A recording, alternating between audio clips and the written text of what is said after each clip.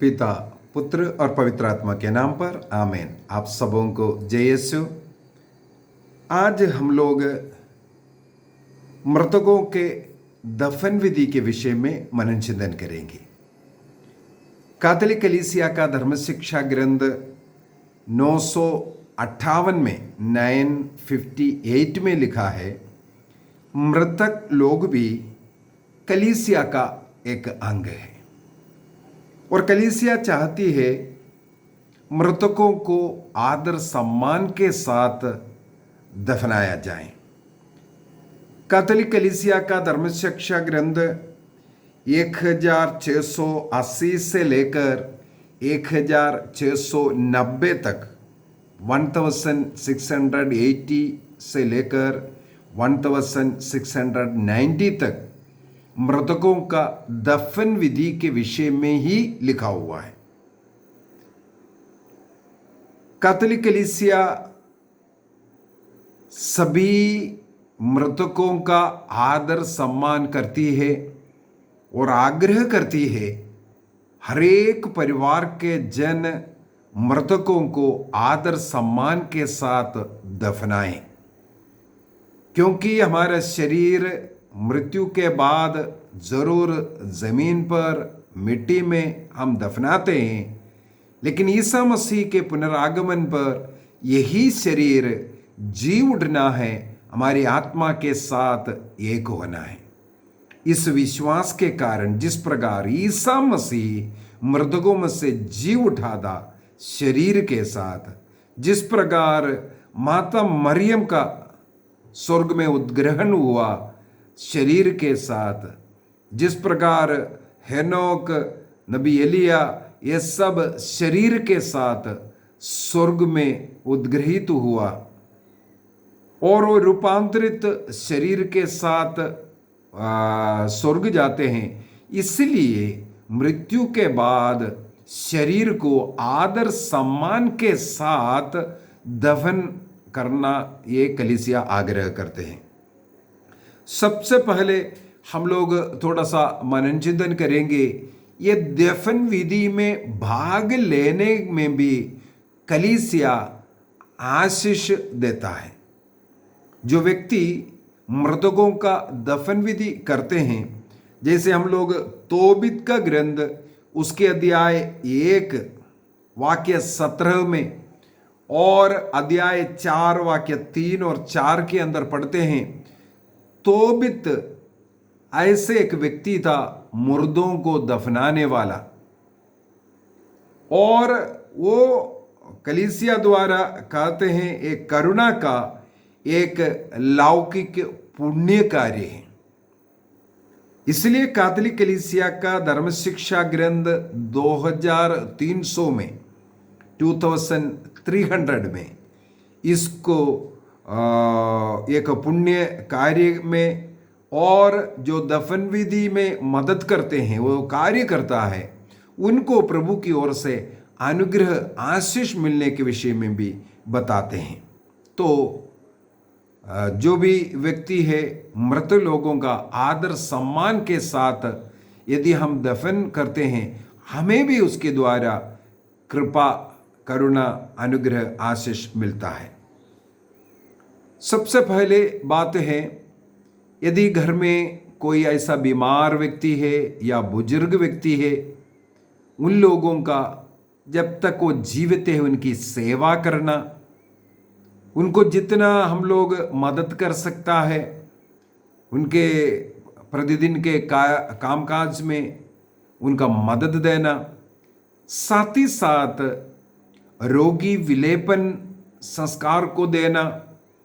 यदि मृत्यु का आशंका है तो उन्हें दिव्य संबल वैतिकम जो रोगी विलेपन के साथ जो पवित्र यूक्रिस्तीय संस्कार देता है उसको दिव्य संबल, तोषा या वैतिकम कहते हैं, तो उसको देना है। अर्थात उस व्यक्ति को एक अच्छे मृत्यु के लिए तैयार करना भी जरूरी है। उनका आदर सम्मान, उनकी जितना अधिक सेवा कर सकता है सेवा करना है। कितने भी जो बीमार है, चाहे कितना भी लास्ट स्टेज डॉक्टर बोलता है, हमें अपना जो शक्ति सामर्थ्य, जो सेवा उनके अंतिम समय तक देना है। हाँ, उनको मरने दो, इस प्रकार कभी मन में भी सोचना नहीं चाहिए। जो बुजुर्ग लोग हैं, जब तक वह जीवित है उनकी सेवा करते रहना बहुत ही ज़रूरी है। साथ ही साथ हाँ, उनके अच्छे मृत्यु के लिए उन्हें तैयार भी करना ज़रूरी है। यदि कोई ऐसा बीमार व्यक्ति है, मरने का आशंका है, लोग आते हैं मिलने, लेकिन उनके आसपास प्रार्थना का एक माहौल बनाना ज़रूरी है। वहाँ खड़े होकर के बातचीत करना, अनेकों कहानियाँ बताते रहना, उन लोगों को दुख देना, ये सब कलीसिया नहीं चाहते हैं। कैथोलिक कलीसिया का धर्म शिक्षा ग्रंथ 2299 2299 और 1010 से 14 तक, इसमें सब में बीमार व्यक्तियों का सेवा करना, उनको एक अच्छे मृत्यु के लिए तैयार करना, उनको रोगी विलेपन संस्कार देना, इन सब बातों को हमें सिखाते हैं। यदि किसी का मृत्यु होने वाला है, सबसे अच्छा एक प्रार्थना होता है। तिरुविंदी कहते हैं, यीशु मरियम जोसेफ पिता मेरी आत्मा के साथ रहना। जो साथ में लोग हैं, इस प्रार्थना को बार बार बोलना। वो मरीज, जो मरने वाला, ये नहीं बोल सकता, लेकिन परिवार के लोग, जो अन्य लोग हैं, ऐसे प्रार्थना करना। और ऐसे अवस्था वाले लोगों के पास करुणा रोसरी करना, वो भी बहुत अच्छा रहता है। एक प्रार्थना का माहौल बना कर देना, उनके वो प्रार्थना की अवस्था में उनके आत्मा का विदा होने के लिए। यदि किसी का मृत्यु होता है, तुरंत पल्ली पुरोहित को खबर देना है।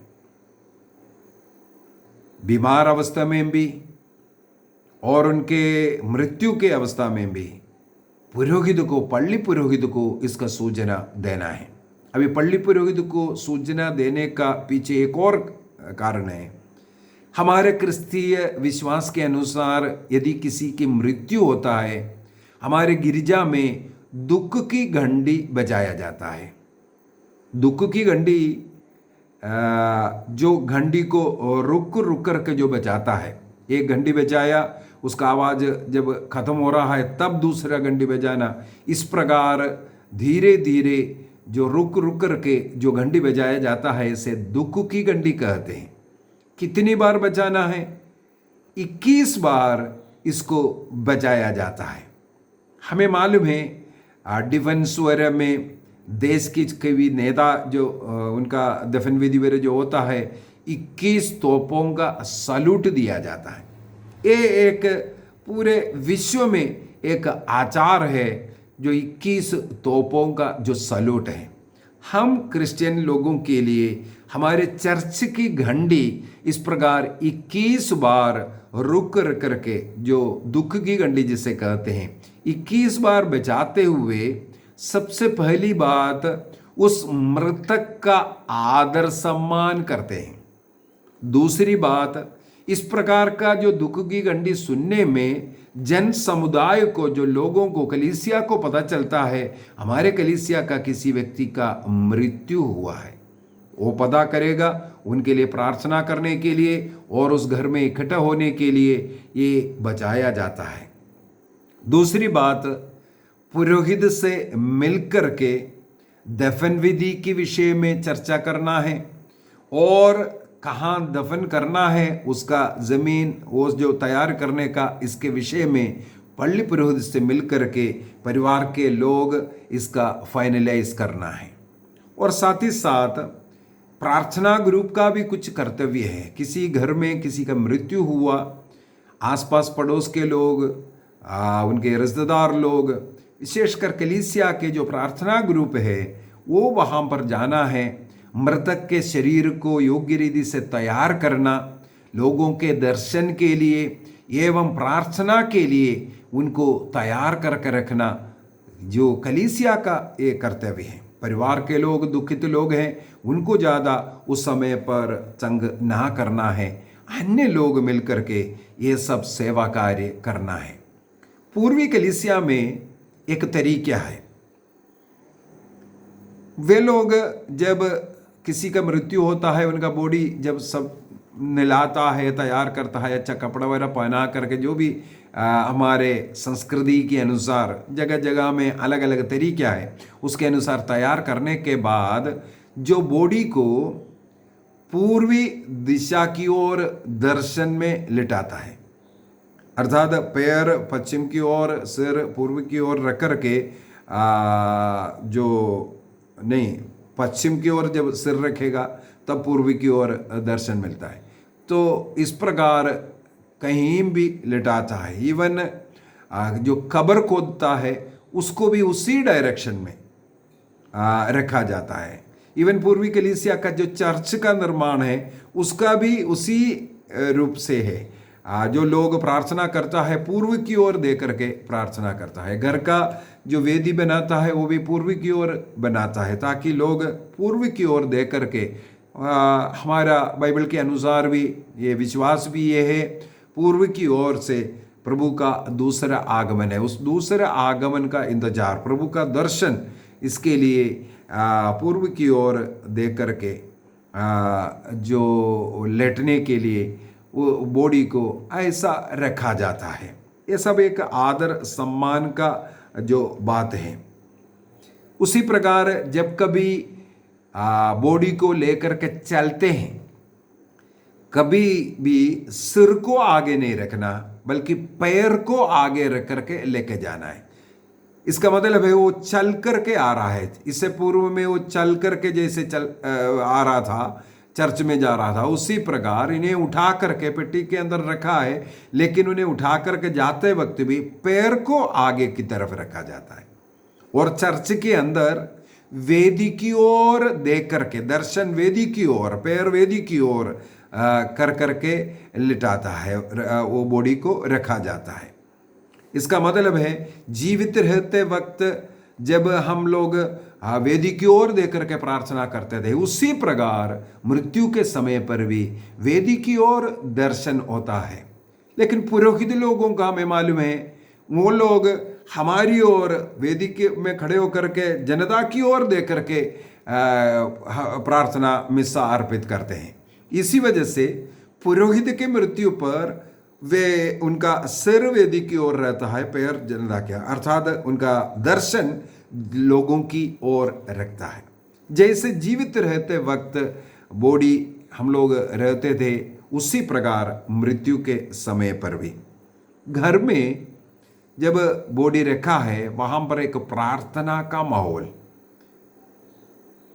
जो पारिवारिक प्रार्थना एवं धर्म शिक्षा जो ग्रंथ है, जो किताब है, उसके अंदर जो मृत लोगों के घर में बाइबल का कौन सा पाठ पढ़ना चाहिए, कुछ स्तोत्र है, कुछ बाइबल का पुराना विधान का, नए विधान का, कुछ ऐसे सब स्पेशल भाग है, जो भाग ऐसे मृतकों के घरों में पढ़ने लायक जो है, वो पारिवारिक प्रार्थना एवं धर्म शिक्षा किताब के अंदर उसको लिखा हुआ है, कौन सा पाठ पढ़ना है। गीत गाना, रोजरी करना, करुणा रोजरी करना, और बाइबल का पाठ पढ़ना, ये सब निरंतर वहाँ करते रहना चाहिए। ये जो प्रार्थना ग्रुप का, अन्य लोगों का ये कार्य है। इस प्रकार एक प्रार्थना का माहौल हमेशा बनाए रखना। और दफन विधि के अंदर लातीनी कलीसिया के अनुसार 3 भाग होता है। पहला भाग जो घर में जो होता है, वो घर में मृतक के लिए जो जागरण की प्रार्थना, विजिल फॉर द डिजीज्ड कहते हैं, वो जागरण प्रार्थना घर में किया जाता है। इसके बाद गिरजा में पवित्र मिस्सा के साथ जो विधि होता है, इसको दफन की पूजन विधि कहते हैं, फ्यूनरल राइट कहते हैं। उसमें मिस्सा बलिदान और अन्य दफन विधि के प्रार्थनाएं होते हैं। इसके बाद कब्रिस्तान में जाकर के कब्र के पास में जो अंतिम दफन विधि राइट ऑफ कमिटल कहते हैं उसको किया जाता है। कैथोलिक कलीसिया सिखाते हैं एक मृतक व्यक्ति को आदर सम्मान के साथ दफनाना। ये तीनों राइट जो है, प्रार्थनाएं हैं, एक पुरोहित के द्वारा किया जाए। कहीं हम लोग एक जगह पर रिट्रीट के लिए गया था। जब 3 दिवसीय रिट्रीट में पहले दिन के सुबह में हमारा टीम वहाँ पहुँचा तो हमें पता चला जिस जो चर्च में नहीं था उनका जो जी हाँ बोलना ही पड़ रहा है, आसाम में था ये घटना। आसाम में टी गार्डन के बीच में जो ग्राउंड होता है वहाँ पर उन्होंने बहुत बड़ा पंडाल वगैरह लगा करके वहाँ पर आयोजित किया हुआ था। बहुत सुंदर तरीके से पंडाल लगा करके बहुत सुंदर तरीके से उन्होंने आयोजन किया। उसके लिए जो बढ़ चढ़ करके जो कार्य किया उस व्यक्ति का, वो भाई का, जिस दिन रिट्रीट शुरू हो रहा था उसके एक दिन पहले जो रात को उनका हार्ट अटैक में उनका डेथ हो गया। हम लोग सुबह पहुंचते ही यही दुखद खबर पहुंचा, जिसने बढ़ चढ़ करके ये सब कर रहा था, लेकिन कल रात को उनका मृत्यु हो गया। उस दिन उनका दफन विधि है दोपहर के बाद, इसलिए हम लोगों ने जल्दी उस दिन का कार्यक्रम को समाप्त किया और फादर जी और मैं मिलकर जल्दी उनका दफन विधि में भाग लेंगे ऐसा बोल करके जब उनके घर पहुंचा हमें भी दुख लगा। वहाँ पर देखा है तो एक कैटेकिस्ट बैठ करके प्रार्थनाएं पढ़ते जा रहे हैं, ना उधर का पल्ली पुरोहित है ना कोई है।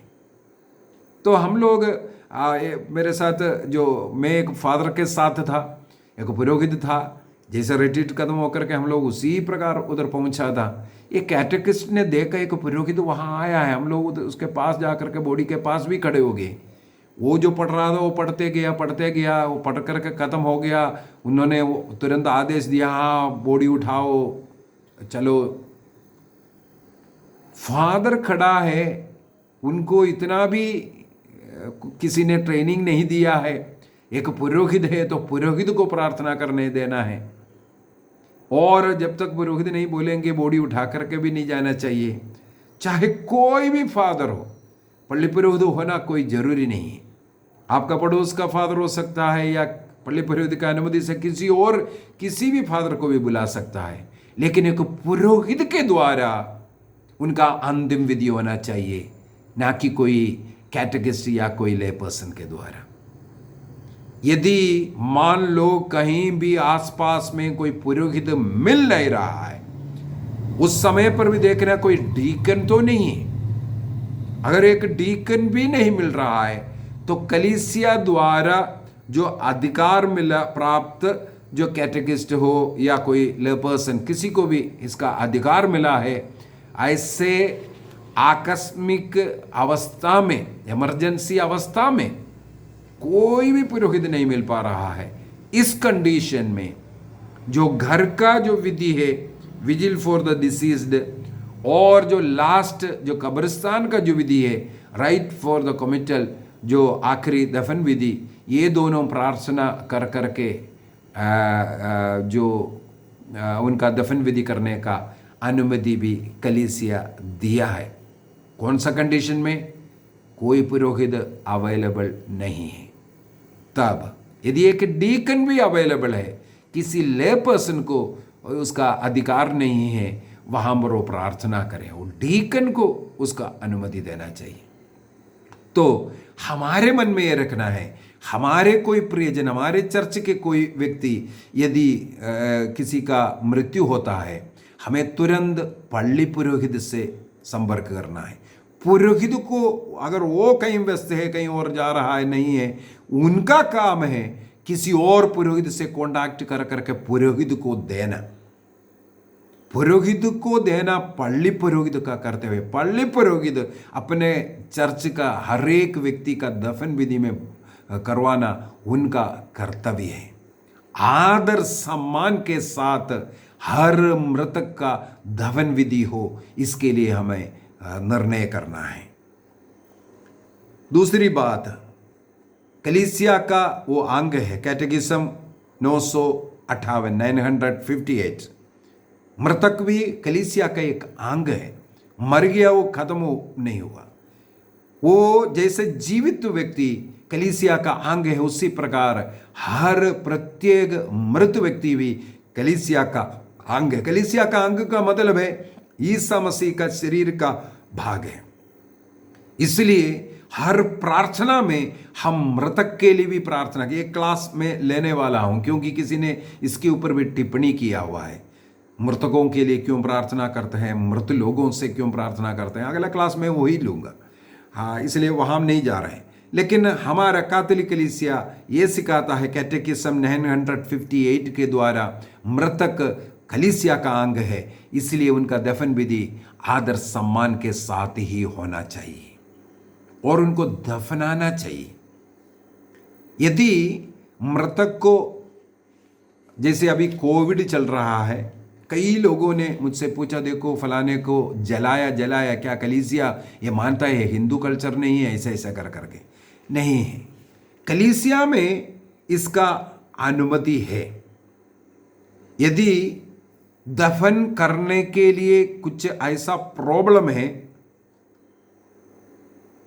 उस अवस्था में स्वच्छता का कार्य या कुछ बीमारी फैल रहा है इसके कारण, या कुछ आर्थिक प्रॉब्लम के कारण या सामाजिक कारण के कारण हमें जलाना पड़ रहा है, उसके लिए कैथोलिक कलीसिया अनुमति देती है। कैनन लॉ 1176 1176 के द्वारा और 1184 के द्वारा 1184 और कैटेकिज्म संख्या 2301, वहां पर लिखा हुआ है ऐसी अवस्था में स्वच्छता का कारण, जैसे अभी कोविड चल रहा है, वो फैलने का डर होता है, इसलिए, या कोई आर्थिक प्रॉब्लम के कारण दफनाने के लिए जमीन और उसके कब्र के लिए प्रॉब्लम हो रहा है, या कुछ सामाजिक अन्य कारणों से दफन करना मुश्किल है, उस समय पर शरीर को जलाने का अनुमति है। यह अंधविश्वास के कारण नहीं होना चाहिए, शरीर को जीव उठना नहीं है ऐसा कर करके नहीं, बल्कि विश्वास है शरीर का जीव उठना है, इस विश्वास में रहते हुए ही जलाता है। जलाने के बाद जैसे अन्य धर्मों में उस राख, जो बचा हुआ राख को नदियों में फेंकना, ये ऐसा ऐसा, इसकी अनुमति बिल्कुल नहीं है। जलाना है, उस राख को इकट्ठा कर उसको चर्च में निर्धारित जगह पर दफनाना है। चर्च में उसको दफनाना जरूरी है। यदि ये जो 3 राइट्स जो प्रार्थना है, ये जलाने के पूर्व में यदि हो सकता है तो जलाने के पूर्व में ही करना है। यदि जलाने के पूर्व में मिस्सा संभव नहीं है, अन्य 2 धर्म हो सकता है, फर्स्ट एंड थर्ड, तो वो करने के बाद, जलाने के बाद या दफन विधि के बाद मिस्सा बलिदान अर्पित करते हुए वो सेकंड राइट चर्च में करना है।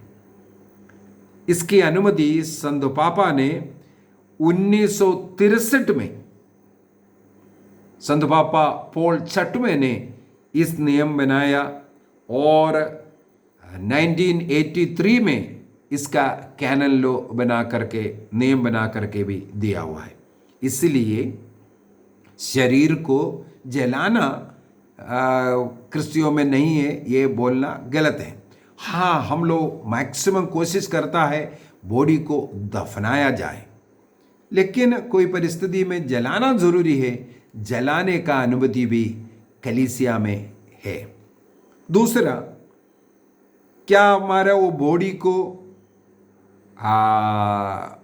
कुछ एक्सपीरियंस के लिए हॉस्पिटल को दे सकता है, जैसे डॉक्टर्स वगैरह सीखने के लिए डेड बॉडियों की जरूरत है।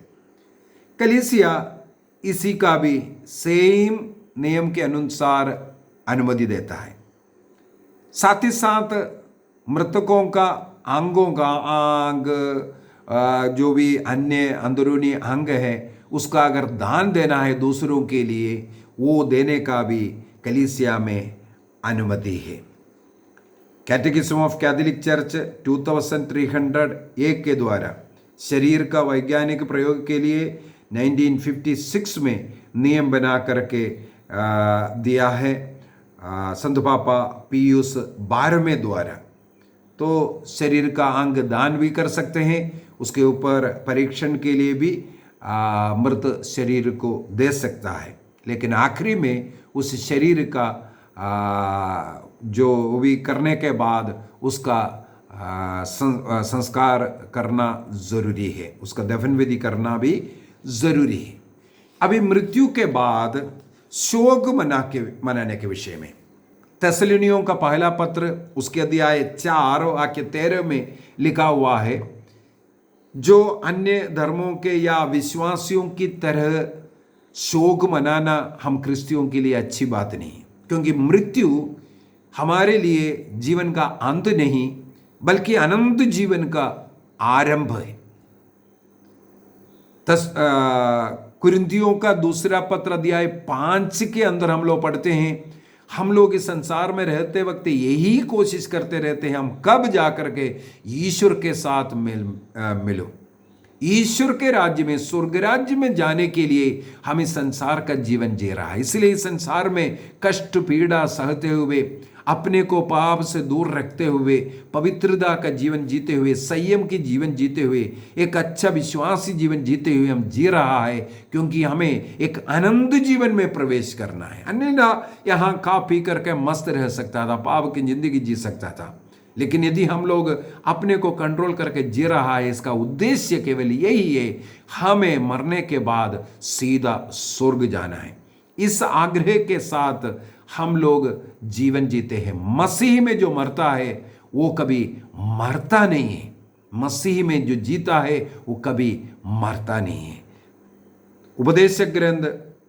उत्पत्ति ग्रंथ उसके अध्याय 50 का वाक्य 10, गणना ग्रंथ उसके अध्याय 20 का 29, विधिवरण ग्रंथ 34 का 34 का 8, Genesis chapter 50 verse 10, numbers chapter 20 verse 29, Deuteronomy chapter 34 verse 8, यहाँ सब हम लोगों को मृतकों के लिए शोक मनाता हुआ हम पाते हैं, पढ़ते हैं।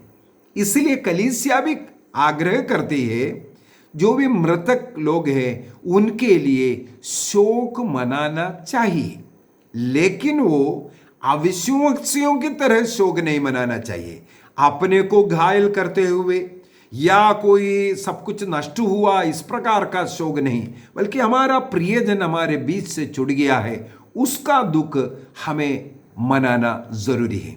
इसके लिए कलीसिया 7 दिन से 40 दिन तक का जो तीव्र शोक का अवधि देता है। 40 दिन हमें मालूम है, ईसा मसीह के मृत्यु के बाद, जी उठने के बाद 40 दिन इस संसार में रहा था, इसके बाद उनका स्वर्गारोहण हुआ। उसी के अनुसार इन 40 दिन को हम लोग जो तीव्र शोक का जो पीरियड बना सकता है, और उस बीच में मृतकों के लिए विशेष प्रार्थनाएं करना, उनके याद के लिए यादगारी बनाए रखना है। यदि संभव है, जिस पलंग में वो लेटते थे, सोते थे, उस पलंग में एक सफ़ेद कपड़ा बिछा करके उसमें उनका एक तस्वीर रखना, एक बाइबल को रखना और जलती मोमबत्ती को जला कर रखना। कई जगहों पर ऐसे कस्टम है, मैंने केरल देश में देखा है, इस प्रकार का एक कस्टम रहता है। 40 दिन के बाद विशेष प्रार्थना भक्ति उनके कब्र में भी होता है, घर में भी होता है। इसके बाद उस चादर को हटाया जाता है। ये चिन्ह है, निशान है, वो तीव्र दुख का समय अभी खत्म हो चुका है, जैसे ईसा मसीह 40 दिन के बाद स्वर्ग में आरोहित किया, जो मृतक का आत्मा अब ईश्वर के पास गया है। इस विश्वास के साथ हम लोगों को शोक मनाने का कुछ समय रहता है। वो कई लोग 7वां दिन में ये कार्य करता है। आजकल सब लोग बहुत व्यस्त लोग हैं, दूर दूर से आते हैं सबों को जाने के लिए। 7वां दिन भी कोई करता है, कोई 13वीं करता है, कोई 21वां दिन में करता है, कोई 30वां करता है। हमें मृतकों के लिए कोई भी दिन ऐसा मिस्सा बलिदान अर्पित कर सकता है, और उनके जो याद में जो बिछाया हुआ ये जो सब है, यदि संभव है तो 40 दिन तक रखें उनके यादगारी में, उनके दुख में। उस समय पर घरों में विशेष प्रार्थनाओं हो और परिवार के लोग मिस्सा बलिदान में भी भाग लें। मैं बोलूँगा, मृतक किसी घर में किसी का मृत्यु हुआ, फर्स्ट 3 दिन जो ईसा मसीह के जो कब्र में रहने का जो पहला 3 दिन जो बोला जाता है, वो पहला 3 दिन परिवार के जितने लोग संभव है मिस्सा बलिदान में भाग लीजिए, उनके लिए मिस्सा अर्पित कीजिए, पहला जो 3 दिन। इसके बाद आपके इच्छा के अनुसार अगर 7वें के दिन में करना है, या 13वीं करना है, या 21वीं करना है, या 40वां करना है, वो आपके इच्छा के अनुसार मृतकों के लिए मिस्सा अर्पित करना। मिस्सा अर्पित करने के लिए कोई फादर जी हमारे लिए हमारा फलाने के लिए एक मिस्सा अर्पित करना बोलकर पैसा दे रहा है, पैसे से नहीं। परिवार के प्रियजन जाना है, भाग लेना है, पाप स्वीकार कर योग्य हृदय से उनके लिए परम प्रसाद को ग्रहण करना जरूरी है, तब वो मिस्सा उनके लिए अर्पित होता है, पैसा दे करके नहीं। ऐसे भी वो प्रार्थनाएं चलता है मृतकों के लिए। लेकिन अगर आप अपने प्रियजन के लिए मिस्सा अर्पित करना चाहते हैं, आप स्वयं उसमें भाग लेना है। आपको पाप स्वीकार कर आपको योग्य हृदय से परम प्रसाद उस मिस्सा में ग्रहण करना जरूरी है। तो अपने प्रियजन के लिए इस प्रकार मिस्सा बलिदान बार बार अर्पित करें। उनके लिए स्वर्ग में एक अच्छा स्थान हमारे लिए वो मध्यस्थ बने, उनकी आत्मा का शांति हो, इसके लिए उनके बरसी में हो, अन्य कोई भी मुख्य दिनों में भी उनको याद करते हुए मिस्सा बलिदान सब अर्पित करना है। और साथ ही साथ प्रतिदिन की प्रार्थना में, जैसे पारिवारिक प्रार्थना एवं धर्म शिक्षा ग्रंथ के अंदर परिवार के जो इवनिंग प्रेयर के अंदर मृतकों के लिए प्रार्थना बोल करके एक प्रार्थना है। अपने घर के मृतकों को, चाहे बच्चे हो, बड़े हो, बुजुर्ग लोग हो, पूर्वज लोग हो, सबों को याद करते हुए उनके लिए प्रार्थना करना है। हम लोग उपदेशक ग्रंथ उसके अध्याय 12 वाक्य 7 में पढ़ते हैं, मृतकों का शरीर को तो हम मिट्टी में दफनाता है, लेकिन उनकी आत्मा ईश्वर के पास जाता है। अनेकों लोगों में एक अंधविश्वास है, कुछ आत्मा है ऐसा भटकते रहता है, वो कब्र में रहता है, यहाँ रहता है। ये सब अंधविश्वास है। क्रिश्चियन धर्म, कैथोलिक कलीसिया विशेष रूप से सिखाते हैं, जो उपदेशक ग्रंथ 12:7 में मृतकों का जो आत्मा ईश्वर से आया था वो ईश्वर के पास लौट जाता है। ईसा मसीह के सेकंड कमिंग में, दूसरे आगमन में नहीं, मृत्यु के उसी समय पर वो आत्मा स्वर्ग में प्रभु के पास, पिता के पास जाना चाहिए। यदि वह पाप की अवस्था में नरक दंड के योग्य है, उनकी आत्मा नरक में जाएगा। यदि वो नरक जाने के योग्य नहीं, लेकिन पाप की अवस्था में उनको कुछ शुद्ध होने की जरूरत है, उसको हम उस अवस्था को हम शुद्धिकरण की अवस्था कहते हैं। उस शुद्ध होने के बाद वो स्वर्ग जाते हैं। तो ये कैटेकिज्म ऑफ कैथोलिक चर्च 1681 में ये हमें सिखाते हैं, मृत्यु के समय पर उनकी आत्मा प्रभु के पास जाते हैं। 2 कुरिन्थी चैप्टर 5 वर्स 8, दूसरे कुरिन्थी अध्याय 5 का 8 में भी हमारी आत्मा प्रभु के पास जाना अधिक पसंद करते हैं। इसलिए मृतकों के लिए रोज प्रार्थना करना। कैटेकिज्म 1370 और 71 में भी हम लोग ये देखते हैं।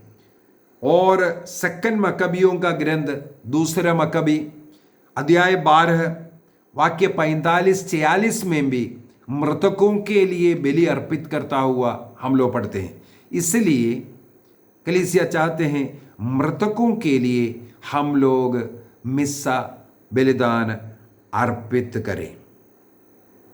यदि पति पत्नी का जो मृत्यु किसी का पहले अगर हुआ है, पति का कब्र, आजकल एक ही कब्र के अंदर पूरे परिवार का फैमिली जो कब्र बनाता है, एक ही के अंदर ही दूसरों को भी दफनाने का विधि है। जिस जगहों पर ज़्यादा जमीन वगैरह है उन लोग अलग अलग कब्र भी बनाता है। इस कंडीशन में जहाँ पति का कब्र है उनके दाहिने साइड में पत्नी के कब्र को रखता है। जैसे कलीसिया को ईसा मसीह ने अपने दाहिने में रखा है, पति के दाहिने में अपने पत्नी को हमेशा रखता है। इसलिए पति के कब्र के दाहिने साइड में पत्नी का कब्र को भी बनाया जाता है। ऐसे बच्चों का या अन्य लोगों का भी आसपास एक ही एरिया में रहना भी अच्छी बात होता है। वो वहाँ के ज़मीन का जैसे अवेलेबल है उसके अनुसार है। तो आज हम लोगों ने एक मृतक व्यक्ति का किस प्रकार आदर सम्मान के साथ दफन विधि कर सकता है इसके विषय में मनन चिंतन किया। एक और बात मुझे याद आ रहा है, एक ग्रिगोरियन मिसा कहते हैं। संत ग्रिगरी के समय से इसका शुरुआत है। संत ग्रिगरी के आश्रम का किसी एक सन्यासी पाप की जिंदगी जीता था, उनका मृत्यु हो गया। तब से संत ग्रिगरी उनके लिए रोज मिस्सा बलिदान अर्पित करना शुरू किया और 30वां दिन जब मिस्सा बलिदान अर्पित किया उनको एक दर्शन मिला। ये जो पापी जो व्यक्ति है उनकी आत्मा स्वर्ग की ओर जाता हुआ संत ग्रिगरी ने देखा। इसके बाद ये प्रचलन में आया, किसी भी व्यक्ति का मृत्यु के बाद कंटिन्यूअस 30 दिनों तक मिस्सा अर्पित करने का, इसको ग्रिगोरियन मास कहते हैं। पुराने समय पर एक ही पुरोहित द्वारा बिल्कुल ब्रेक नहीं करता, हर रोज 30 दिन के लिए लगातार उस व्यक्ति के लिए मिस्सा अर्पित करने का तरीका था। लेकिन आजकल यदि उस पुरोहित नहीं कर पा रहे तो दूसरे पुरोहित से भी करा सकता है, ऐसा एक नियम भी है। उसे ग्रेगोरियन मास कहते हैं। 30 मिस्सा बलिदान मृतकों के लिए लगातार अर्पित करने का विधि को, इसके द्वारा हम विश्वास करते हैं उस मिस्सा बलिदान यूक्रिस्तिया ईसा मसीह का जो क्रूस मृत्यु के उस बलिदान के योग्यता के कारण उनकी आत्मा स्वर्ग में जाए। आइए हम अपनी आंखों को बंद करें। इस समय पर अपने परिवार से मृत सभी लोगों को याद करें, उनके लिए प्रार्थना करें। प्रभु ईसा मसीह के क्रूस मृत्यु पुनरुत्थान के द्वारा, स्वर्गारोहण के द्वारा हमारे सभी प्रियजन का आत्मा को शांति मिले। साथ ही साथ हमें भी स्वर्ग राज्य के योग्य एक पवित्र जीवन, विश्वासी जीवन जीने का कृपा मिले। हम एक निर्णय करें, हमारे परिवार से या हमारे पल्ली में किसी भी ऐसा व्यक्तियों का मृत्यु होता है, उनका आदर सम्मान के साथ एक पुरोहित के द्वारा उनका जो संस्कार करने का हम प्रयत्न करेंगे। निर्णय कीजिए किसी भी मृतक ऐसे अनादर ना हो। देश में उनके मृत शरीर की ओर सलूट मारने का, उनका आदर सम्मान देने का एक तरीका है।